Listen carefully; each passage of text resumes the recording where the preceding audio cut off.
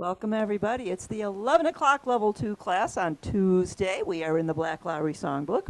And as you know, 1 week we are at the beginning of the book where we have the red, blue, and green. The following week we go to the back side of the book where there's no colors, and we push ourselves by learning some of the minor chords. And we're also learning, whoop, here comes Jim. And if you learn one thing every time you sit down at the instrument, you're doing really well. Pretty soon, your one thing and your one thing and your one thing, you'll know everything there is to know. So that's a good thing. Today we're doing Down in the Valley on page 28. It's pretty easy, which is nice. So it's mostly red and green, and there's one blue chord at the end. Let's take a look at chords. By the way, today I am playing on an easy 4. And you want to keep your hand between, let's just freeze this and turn that off, between the C and the B up here. That's where you want your left hand to always be. So this is basics review.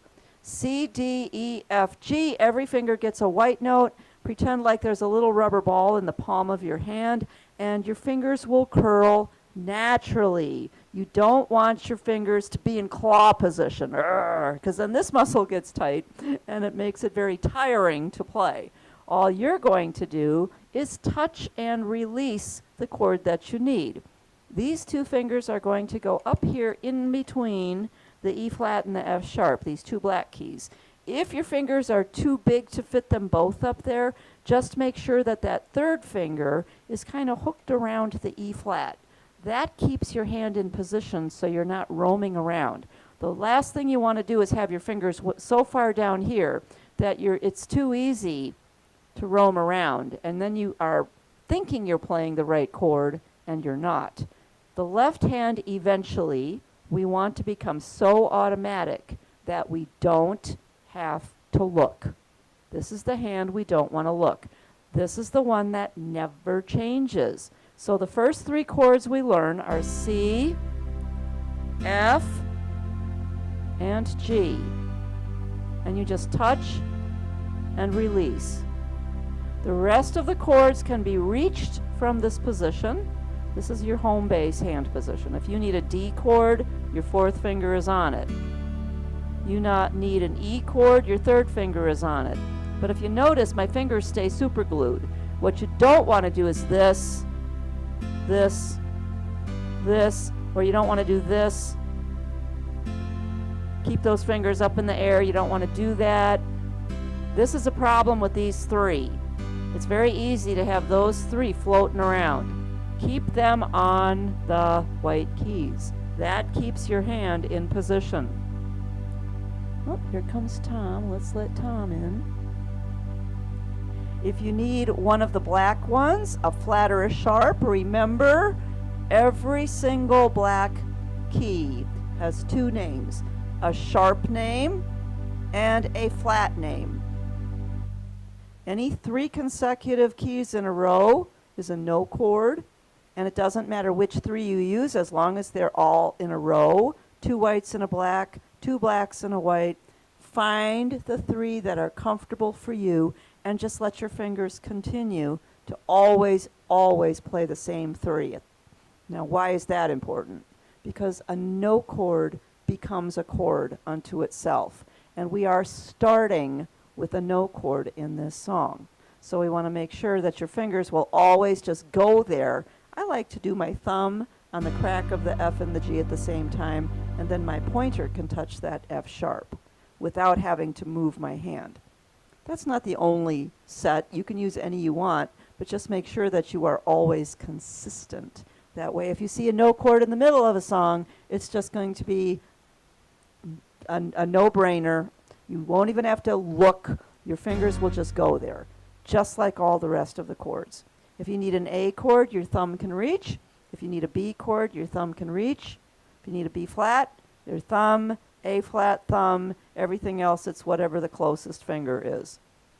Minors are always 2 notes at a time. We don't have any minors in this song, but last week we did. Rule for minors is the letter, this is a D, plus 3 up the keyboard. Up the keyboard is to the right. 1, 2, 3. D and F makes D minor, and you play it with the fingers that are there, 4 and 2, ring finger and index finger. Check in your window if you're not sure. But that minor chord is something you have to play. If you see a minor and it's in a box, you must play it. If you've got an A minor, A plus 3 up, 1, 2, 3, but I'm not going to play it up here, and I'm not going to play it down here, because then you have to move your hand, and you are then out of your box. So you're going to take the note that's out of the box, in this case it's the C, and put it back into my little box, and I'm always going to play an A minor with my pinky on C and my thumb on the A. Touch and release. If you have a G minor, that's the hardest one because you have to take your hand a little bit out of position. G and B flat. Pointer and thumb. Don't worry about learning all your minor chords at one time. You learn them as they show up in your music, and then cheat and write them in. If you need a chord chart, oops, I took all my chord charts out. If you need a chord chart, I do have chord charts available. I can scan them to you. You can pick them up at the store, and they're just very nice and handy to have. Excuse me. Nice and handy to have because if you don't know what an A flat minor is, you can just quickly look it up, and it'll tell you not only the notes to play, it'll tell you which fingers to use. So it's nice to have that. All right, let's take a look at Down in the Valley. I'm going to give you some fingering. Fingering is important, but it's not the law. It's not the law. You want to be consistent when your fingers start to repeat someplace. If you've got a down in the valley, you've got those same notes over here. Hear the wind blow, dear. You want to have the same fingers doing each of the two phrases. All right, you can't really see the paper. There it is. You want the same fingers here to be the same fingers here. Be consistent. If you don't like my fingering, tough. No, no. If you don't like my fingering, you may put your own in, as long as you're not doing weird things. What do I mean by weird things? There are several rules to follow. If you go uphill and you run out of fingers, you are not allowed to go pinky, pinky, pinky, poke, poke, poke. No, no. The Oregon police will come to your door and tell you you can't do that. All right, if you're going downhill and you run out of fingers, you are not allowed to go thumb, thumb, poke, poke, poke. You are also not allowed to turn your hand over. You're not allowed to do that. Okay. There are some crossovers and rules for thumb tucking. We do not use any of those in this song. This is super easy. So if your fingers are going where you want them to go and they're making pretty music and you're not doing two fingers in a row on two different notes and you're not sliding from one to the other, you don't want to do that either, then it's okay. Get your pencils out. Let's give this a try. G1. C3, D4, E5, C3. And you can see that your fingers are kind of spread out. That's fine. That's absolutely fine. Line 2, E5, D4, C3, D4. Third line, G1, B2, D can be 3 or 4, F is 5, and the next D can either be 3 or 4, whichever one's most comfortable for you. A lot of it depends on how long are your fingers. How far do they stretch? Last line on the page, B2, C3, D4, C3. Top of page 2, G1, C3, D4, E5, C3. Second line, E5, D4, C3, D4. Third line, actually the third line is the same as the third line over here. Second line is the same as the second line, we're just repeating. G1, B2, D can either be 3 or 4, F is 5, D is either 3 or 4, whichever fingers get there first. Last line, B2, C3, D4, C3. Okay, now this is the only place where your chords will change up a little bit. You are holding onto that last C. Those are ties. When you see those arced lines, those are ties. And the note that it goes to is not printed inside your note. So if you're on the last line, the C goes to a C, but there's no C printed in it. And then it goes over to the next C, and again, there's no C printed in it. That's just your clue that your finger is going to sit on that C for 3 plus 3 plus 3, or a total of 9 counts. But your chord is going to change. So while you're holding the note, your chord's going to change.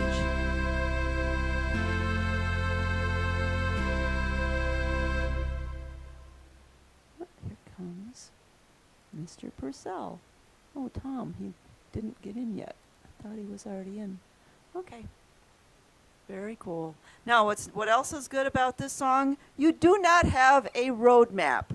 Now, if you wanted to, you could take your pencil and put 2 dots over and under that middle line, and then you could go back and play the whole thing again, if you wished. But no worries. All right, this is a waltz. How do I know that? It says 3/4.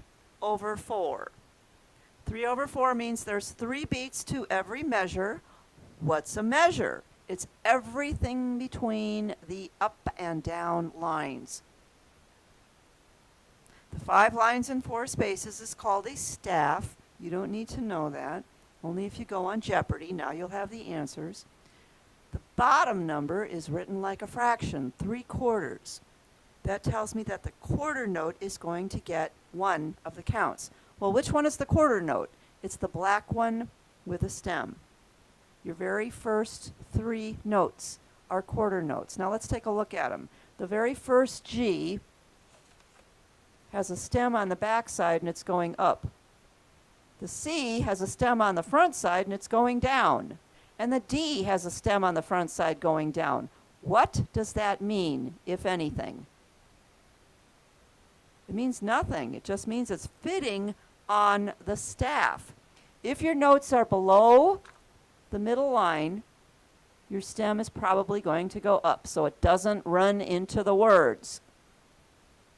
And on the higher notes, the ones above that middle line, your stems will usually go down so that your stems don't run into the chords. And that's the only reason for putting stems up and down and on the front and the back of the note. That's it.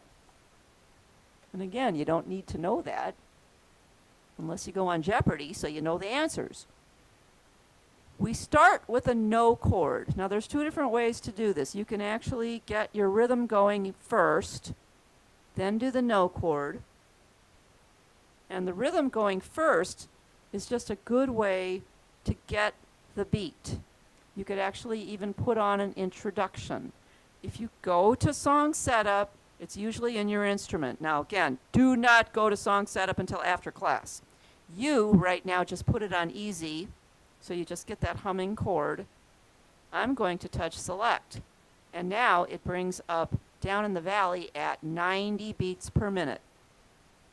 So if you want to go to your song setup, please feel free to do that after we're done.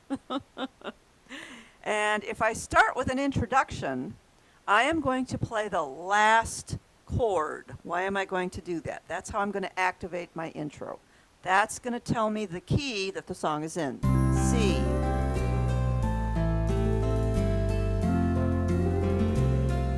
Then if I want, I can do a no chord. Any 3 in a row. My drums, they're very quiet, but they're still there. And then I'm going to start.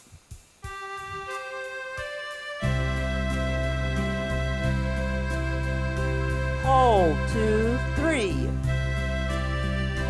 1, 2, 3. Hold, 2, 3. Hold again, 2, 3.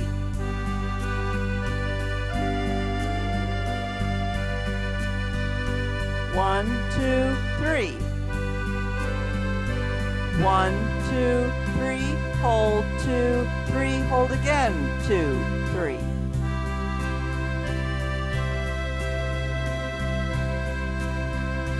Hold, 2, 3. Second line. 1, 2, 3. Hold, 2, 3. Hold again, 2, 3. Third line.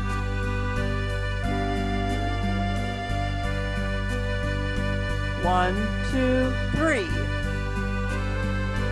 1, 2, 3. Change the chord. Change the chord. Okay.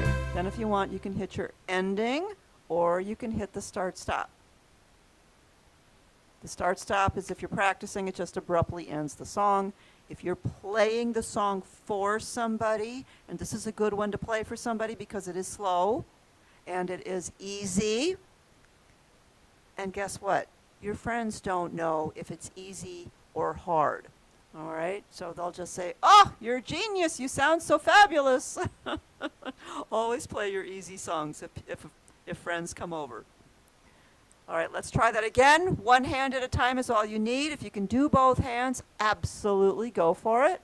I am going to count to 3, and then we go. 1, 2, 3.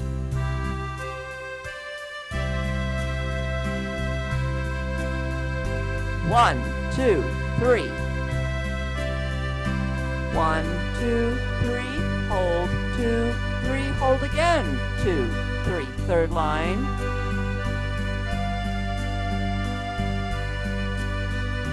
Hold, 2, 3. 1, 2, 3. Hold, 2, 3. Hold again, 2, 3. Top of the page.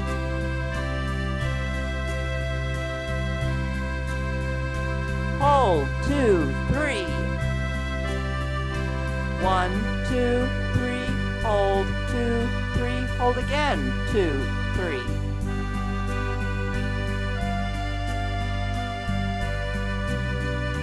Hold, 2, 3. 1, 2, 3. Change the chord. Change the chord. Now that was using your song setup. Song setup.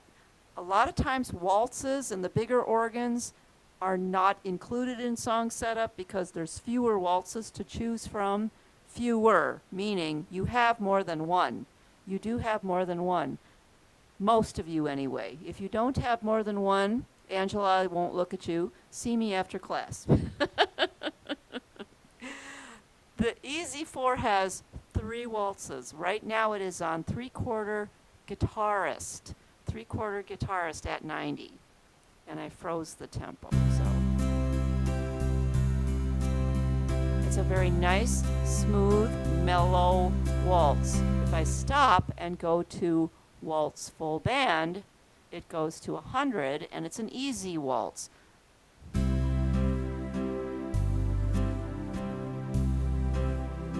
If I go to pianist, it comes up at 77,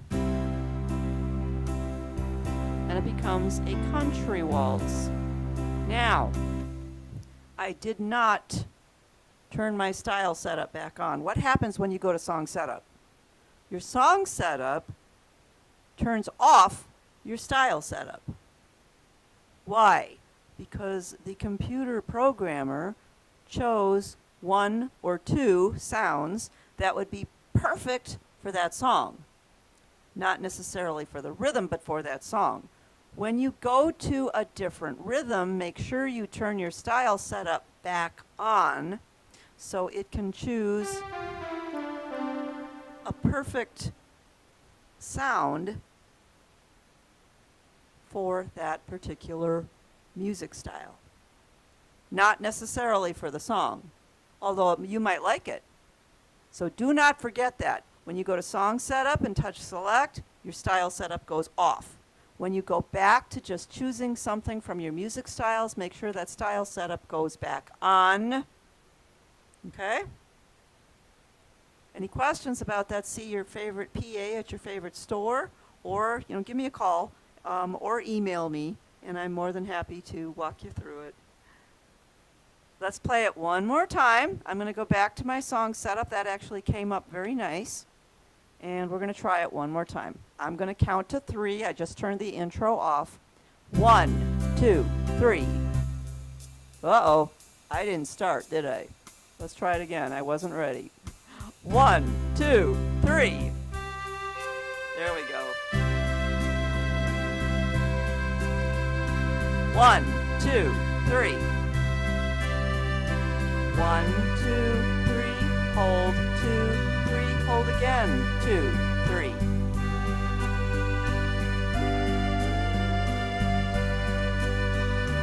Hold. 2, 3. 1, 2, 3.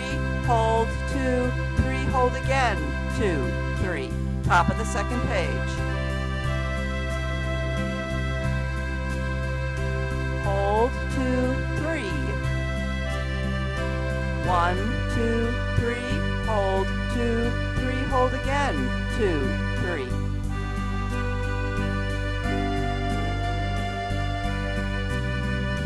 Hold. 2, 3. 1, 2, 3. Change the chord. Change the chord. Notice how my fingers stay super glued. They say stay super glued to the keys in my left hand. This is the secret to all of this fabulous easy play music. All right. Any questions about Down in the Valley? Nope, that one's pretty simple, pretty cut and dried. Let's go back to last week's. It was the Anniversary Waltz on page 86. Now, we had some minor chords. It's still a waltz. Let's see how the song setup is on this one. Oh, it comes up at 125. Oh, that's too fast. And it came up at a full band. I am going to slow it down. We'll slow it back down to 90, right where we were. All right, so what's hard about this one? Well, first of all, you've got a lot more notes going on. You've got eighth notes. Eighth notes are the ones that are black with stems, and they're connected with a flag. You play them a little bit faster. 2 eighth notes equals 1 quarter note. You don't play them super fast. And then you also, at the top of page 2, you have in measure 3 a quarter note with a dot. The dot adds 50% of the value, which means it's a beat and a half. And then you have an eighth note by itself with a little flag coming off of it, a little tail. So it's a long, short, long. You can't just get on that eighth note. You've got to get right to the next note. You also have some flats. You have a B flat on line 2. Remember, flats are like flat tires. They go down. So a B flat is the first black key down the keyboard to the left. We did all this last week, so it should be reviewed. Line 3, you also have a D sharp. It's the first black key up the keyboard from the D. And we have lots of chords. All right, if you got one of the chords, if you learned one of them, you are 100% successful. Hopefully you learned a D minor, because a D minor shows up quite frequently in this song. D minor is D. Let's just freeze the tempo, take that off. Okay, D plus 3, 1, 2, 3. Your fingers are 4 and 2. Your fourth finger and your index finger. And you just touch them both at the same time, let them do its thing. The 7s are always on top of the box. That means you can throw them away. They're optional. You do not need to learn those yet, unless you want to. You have a G minor on the second page at the top. It's G and B flat, and you must play it with your pointer and your thumb. Do not move your whole hand over and use any other two fingers, because then you have to look to get your hand back in position, and that's what we're trying not to do. Pointer on G, thumb on B flat. Try to keep some of your fingers hooked around these black keys so you don't lose your hand position. And you can immediately swing right back to your normal hand position. Let's give this a try. Whoops, I gotta put it back on my waltz. Let's give it a try. I'm gonna count to 3. 1, 2, 3.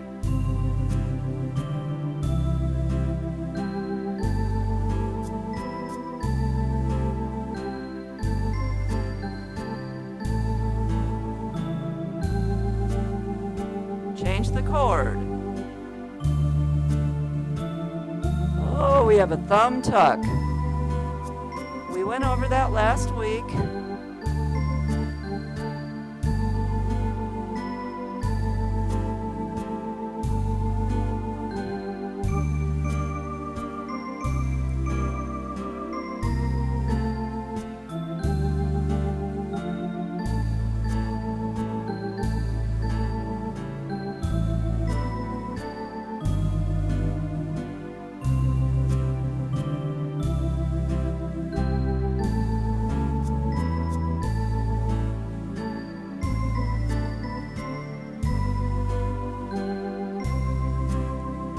Okay, now if you did just left hand, if you got those D minors in place without having to look, you're there. That was your one thing to learn. If you were just using your right hand, if you got your thumb tuck, because you always want to spider your hand, because you have more than 5 notes in a row, so you're going to run out of fingers if you just go 1, 2, 3, 4, 5. So you tuck under that 2 finger and just fling the rest of your fingers over the top of your thumb so they can reach the rest of the notes.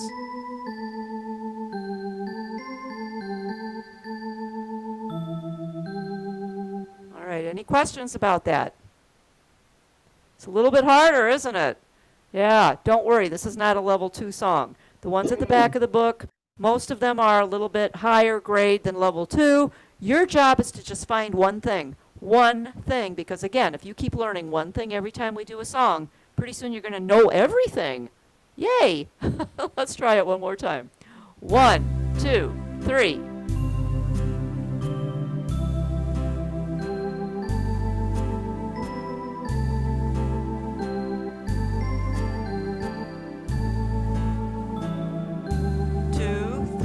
Change the chord. Rest.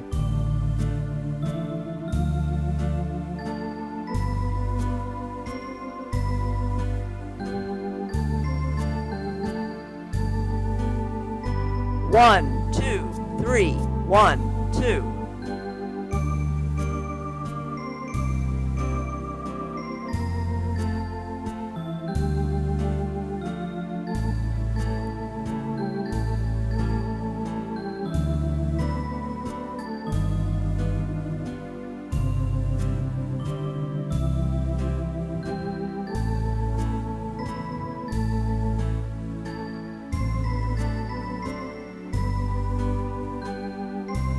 Okay. Very good. Very good. You guys practiced. All right. Next week, we will do 2 songs. We're going to do the bridal chorus and the wedding march.